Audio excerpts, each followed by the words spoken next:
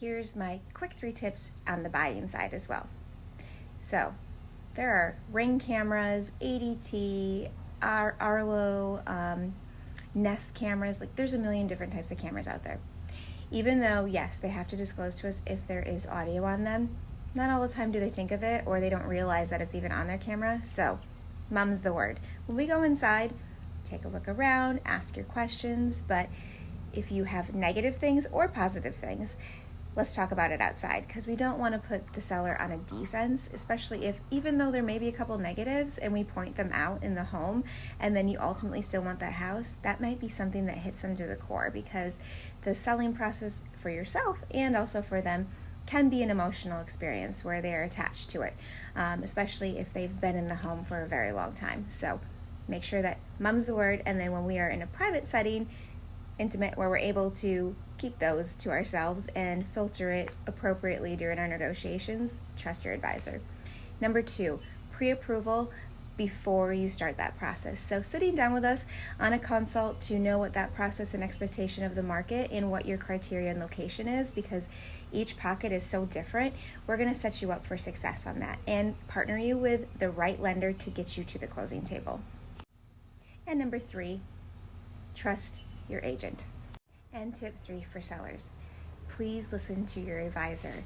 While this market is different because you may be getting great feedback, like everybody says your home shows wonderfully, it's clean, it smells good when you come in, there's music going, all the lights are on, showing experience is fabulous, but there's still no offers and you're still getting consistent showings.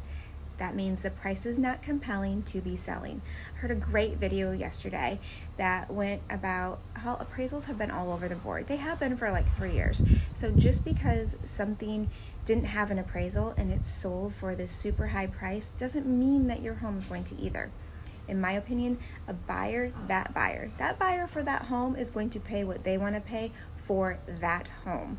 Location, condition, lots of other accents can go into that decision, but ultimately the buyer does decide the market. So if a buyer is not appeased by the price and everything that's all encompassed in that, they're not going to make an offer. But also, it comes to your advisor on the back end. They need to be having those conversations and saying, have they found a home yet? What was the deciding factor? Maybe it just wasn't the right location. You can't change that. But if there is anything you can change, you want to make sure that you listen to your advisor and get that done for the following showings, and they're able to update all of those buyers coming in to let them know, hey, we did change this, so you don't see it in the photos. Second tip, neutral colors. So don't have multiple colors everywhere. Kids' bedrooms, it's fine because there's usually like an accent wall or something, but if you have going from the entryway to the living room to the dining room to the lanai, all these different aspects of colors, and while it may look amazing and very coastal, it's a turnoff for buyers. So make sure that even though I know it goes with your decor, it's worth the money to have a great showing experience for a buyer to come in and just have a clean palette and be able to envision their own self in that home. Neutral colors like agreeable gray or not so grayish is another one. Soft whites, not super bright because they show dirt everywhere. So making sure that you have even, calm palettes that are not going to be specific to one buyer and not across the board.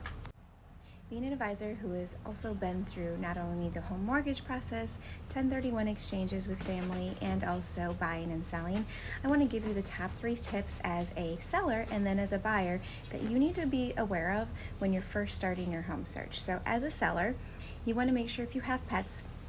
I have a pet, Mr. Rocky Boy here, and when we were selling our house, we made sure that he was easily taken out of the house that day. So it could be an hour or 2 hours showing notice, and we'd make sure somebody, whether it was myself or a family member, was able to get him out of the house. And if we weren't going to be able to be away, we had arrangements for daycare at Bayside Pet Resort locally, who is amazing, by the way, to take him. So, and if you have a cat, this is the big one. Everybody's like, oh, we'll just keep the cat in the house. I highly advise against this, because not only are some advisors, agents afraid of cats, but there is also some buyers who are afraid of cats. And historically, it's just the smells of pets. You want to make sure you have your house deep cleaned and cleaned regularly while you're selling your house.